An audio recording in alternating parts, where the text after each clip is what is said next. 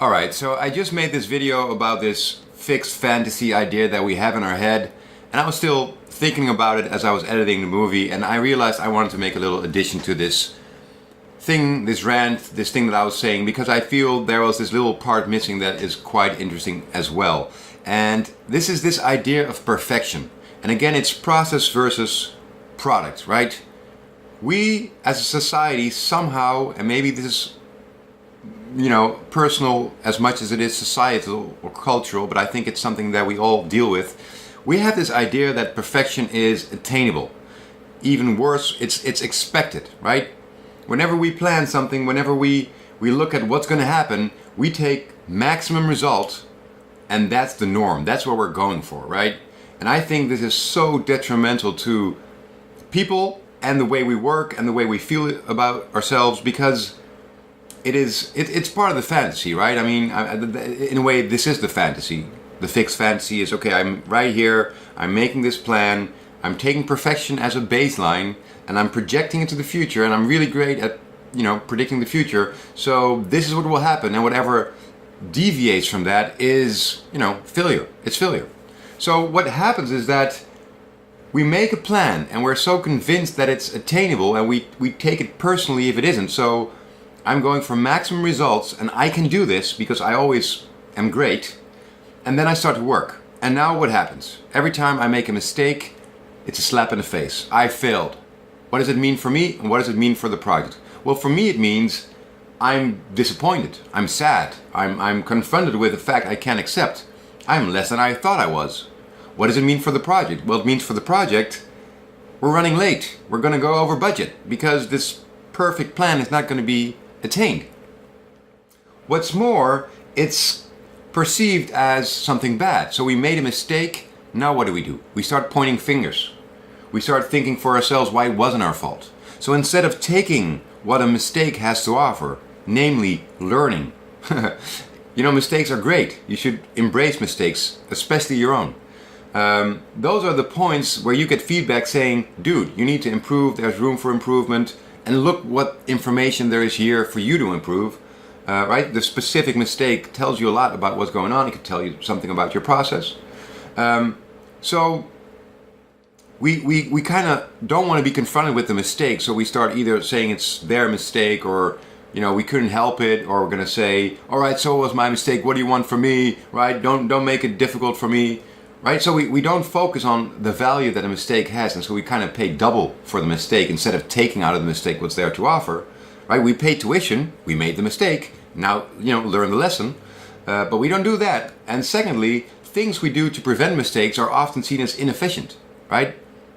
People just do things quickly because they're great, so they're going to be great in one time, right? I mean, I have this a lot with writing, and I'm still working on that mindset to say, don't expect yourself to write the perfect story in one time, right? There's the writer, there's the editor. The writer is just putting stuff on the page. The editor is making sure it sounds great and it makes sense, right? That's kind of with the movies. I'm doing a lot of improvisation, so it's difficult for me to sometimes publish movies because I know I hadn't prepared as well as I should have, or wanted to, or looking at the result, I wanted to, right? And I'm not able to edit a lot because I don't want to edit. And I feel, I kind of like the tension that it's offering, where I'm confronted all the time with, the way I say things or how I look in camera, which I just want to accept. I want to move on. I want to give you the content and move on. That's what I'm trying to do with this. But it's very conflicting with this image that I sometimes have of myself, and especially with writing, I think that's something we run into a lot. We expect to write the article perfectly in one time. And if you have to come back and edit, that's like a slap in the face, when in fact editing is a great learning process and will make your product awesome, and there isn't a great writer in the world who doesn't freaking have it edited or edit it himself, right? It's part of the process. So we expect perfection, which is detrimental to ourselves and the project. It means every failure is bad, mistake, and we don't want to look at it. We don't take any learning from it, and we don't build in any double checks, because those are seen as, trying to make up for our deficiencies, and we're not deficient, so why should we double check? And so what happens is that everything will be a disappointment, right? You're setting yourself up for failure. You're setting yourself up for utter disappointment each and every time.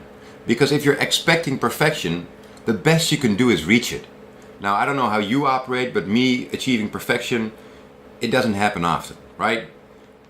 But what I've learned is that if I have good standards and I aim high, where I end up, although it doesn't, isn't in the fantasy area where I hope to end up, I still end up somewhere where I can be comfortable with it. And when I can see, okay, well, this went good, this should go better the next time. This is where I should pay attention, right? So I'm learning and I'm outputting, and if I keep doing that, then you will see that every time I, create something new, it's better than the time before. And that's all you can hope for, and that should be your mindset, right?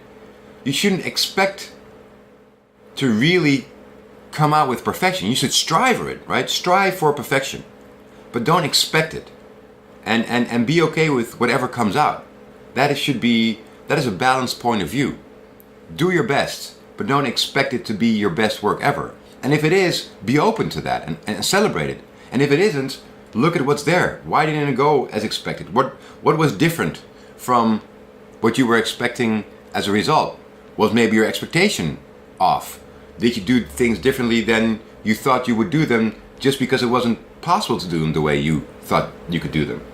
And again, we come back to product and process, right? The product is the outcome. It's the perfection. The process is striving for perfection. And if you work on something, if you work on yourself, if you deal with yourself, if you deal with projects, whatever, and you strive for perfection and you're critical and you double check, because that's what a professional does, right? A professional double checks. That's how he makes sure he makes or he delivers as few mistakes as possible, because mistakes will be made. Everyone makes mistakes all of the time. That's fine. The real mistake is trying to pretend or operating on this assumption that you don't, right? That will screw you over. If you know you're making mistakes and you're making it part of the process to address that and to check, you'll be doing way better than if you don't.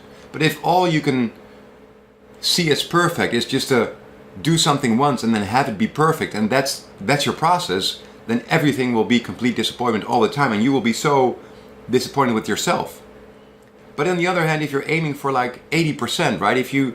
Then sometimes you can over-deliver, right? That's what I tell people to advise to their clients, right?